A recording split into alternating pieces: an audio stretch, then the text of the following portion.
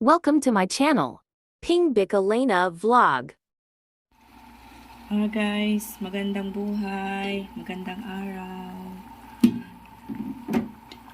For today guys, maggawa ako ng salad na talong. Parang gustong gusto ko siyang kainin today. Ano siya guys, simpleng recipe pero swak na swak sa budget and swak na swak sa panlasa natin. Alam ko, marami sa atin na, lalo na yung mga kabataan ngayon, hindi pa nakakakain ng ganito. Pero try nyo, talagang magugustuhan nito guys. Simpleng ulam lang siya pero sarap, yummy. Pakuloyin lang muna natin siya guys. Then after that, pwede na siyang sahugan ng pampalasa.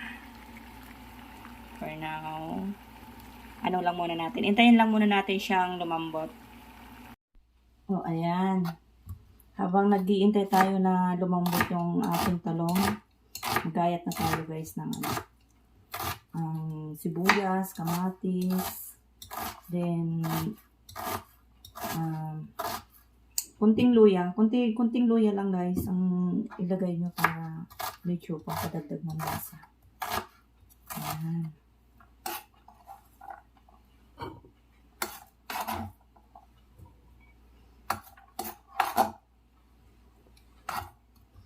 Ako, pagka, gusto ko nito yung manipis na manipis lang yung hiwa ng kamatis.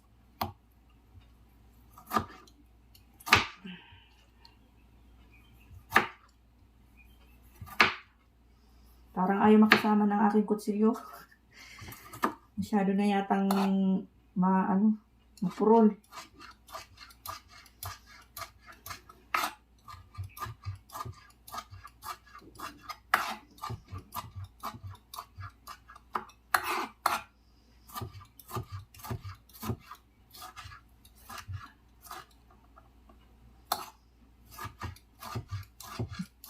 Ayan. Siguradong ang sarap nito guys. Try nyo. Simpleng ulam pero yun. Diba?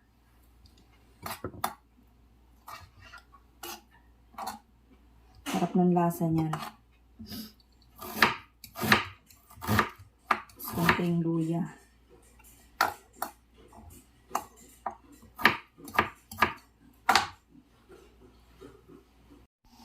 Ayan, check na natin kung okay na siya.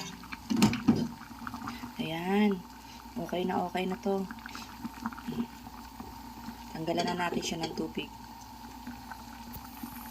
Ayan, okay na guys yung talong. Medyo mainit siya kaya gagamitin ko siya ng tinidor. Gagayatin natin siya ng maliliit pa din. Ayan. Ganyan lang. Ganyan lang kasimple.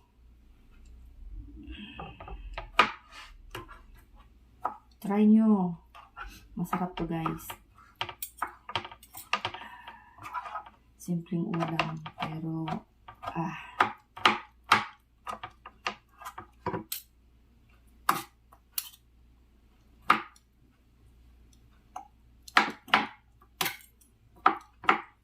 maliliit lang na hiwa.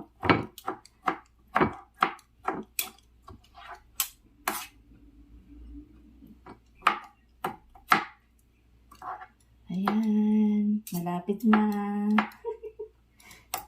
Malapit na tayong lumapang. Ayan, guys. Halo na natin siya. Halo natin sa mga ginayat natin na sibuyas, kanina, at saka kamatis. Ayan na siya, guys. Ganyan lang kasimple yan. Paghalo-haloin. Lagyan natin ng konting asin at paminta.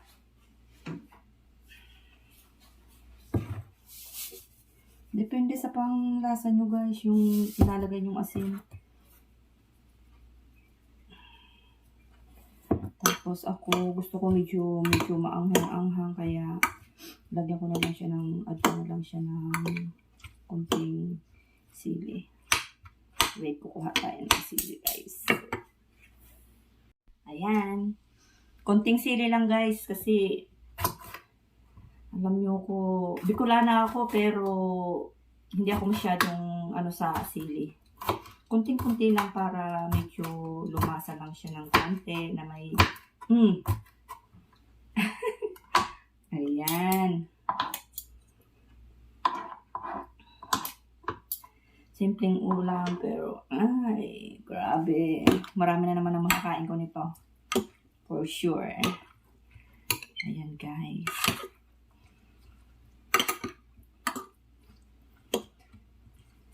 Lagyan mo ng kunting suka. Ayan.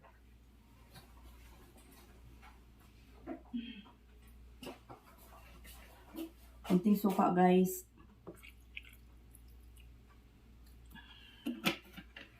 Talagang galon yung suka ko guys ha.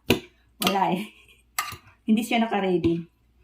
Hindi ko na ilagay sa isang ano. Pero pasensya na bago lang tayo. Nag-aaral pa lang tayo guys. Sana supportahan nyo ako sa aking YouTube channel guys.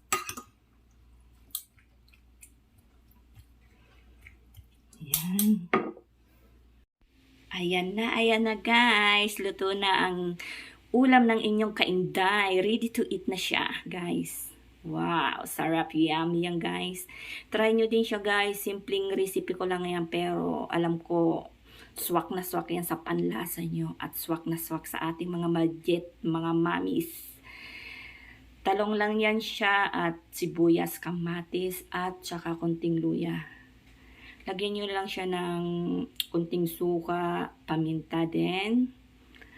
Kunting asukal na guys. Lagyan nyo din siya para nag-aagaw ang tamis at asim. Try nyo guys, sana naibigay nyo ang aking simpleng recipe and swak na swak sa ating panlasang mga Pinoy.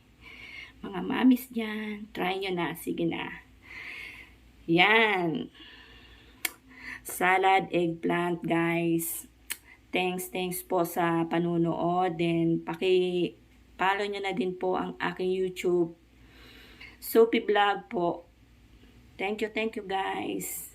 God bless you all and ingat po tayo lahat. And abangan nyo po ang aking susunod na video. God bless you all. I love you guys. Bye. Mwah. Thanks for watching.